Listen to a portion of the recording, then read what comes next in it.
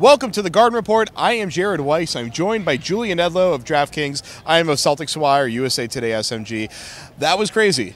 I can't believe we're doing a show about the Celtics winning another game, their 11th straight, after losing Al Horford and now KYRIE IRVING, who also was knocked out of this game after taking a blow to the face, incidentally, from Aaron Baines, who is so much of Australia that he cannot contain his elbows, accidentally completely KO'd KYRIE IRVING. Blood gushing everywhere, right here, actually. Yeah, and right where we're standing. I wonder if there's still blood down there. Right. I don't see any, besides covering Julian's head in a few minutes. Because KYRIE IRVING was out of the game, monitored for concussion symptoms, and they're going to find out in the next 24 to 36 hours if he's going to be missing time. They have a game like 36 hours from now when they take on Toronto, I think at 3:30 Eastern on Sunday, so he might not play in that game. But somehow the Celtics were garbage for most of this game, and then the fourth quarter happens, and they went to that three-guard lineup again with Shane Larkin this time starring, and oh my God, they won this game.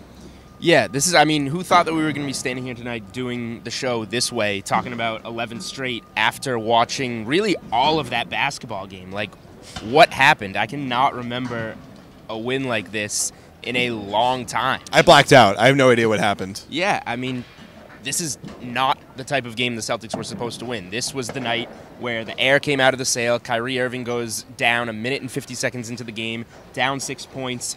Al Horford's not here. The Marcus Smart, Jaylen Brown, nobody can hit a shot. This was the game where it ended. It was going to stop at some point, and then magic happens in the second half of the fourth quarter, and you know, they win a 90-87 low-scoring game that just came out of nowhere. This is as close to speechless as the Celtics have left me with a victory in a long time. I mean, we can end the show right now if you want to. You've got nothing else to say, obviously. We can talk a little bit more. We're already here, right? Okay, well, in the fourth quarter, they won 26-11. Shane Larkin was a plus 15. Only 4 points, surprisingly. It felt like a lot more than that. Jaylen Brown also a plus 15. He had 7 points. Tatum had 6 points. Let's talk about Tatum. We'll get to the rest of that in the second video. Jason Tatum, we don't see this very often. Something he did a lot at Duke, which is clearing out and taking guys isolation.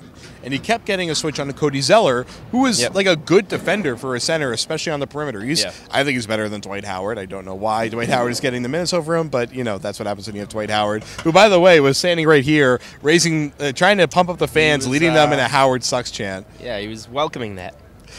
Well, Cody Zeller was the victim while Dwight Howard was the villain. He got taken to task by Jason Tatum. Tatum got a few clear outs trying to take him off the dribble. Got to the rim pretty consistently. Had a few misses. He went 2 for 4 in that quarter, and he went 2 for 2 from the line. 6 for 12 on the game. Yeah, I mean he was good 1 overall. for 4 from downtown. But 3 for 4 from the line. But it was good to see that Tatum is showing he's more than just a guy that can attack off of a closeout when the ball gets swung to him, which is like not surprising, but he did it in crunch time when the team needed him. It was kind of a unique turning point for Jason tonight. Yeah, so Jason Tatum, this is stuff that we saw from him at Duke, as you mentioned, Jared, and he just hasn't had to do it so far this season with the ball always in Kyrie's hands. That's your go-to crunch time scorer.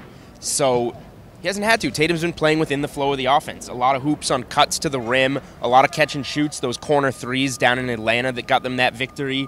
So tonight, no KYRIE, no Horford, and nobody else really scoring. You have to ask Jason Tatum, you know, let's see what he can do. And they called one of those plays, a clear out for Jason Tatum with a minute and 30 seconds left in a 1 or 3 point game. 13 games into this kid's NBA career. He was ready for it. He went and got the bucket. So Tatum, we've always talked about his poise, his professionalism, how polished he is.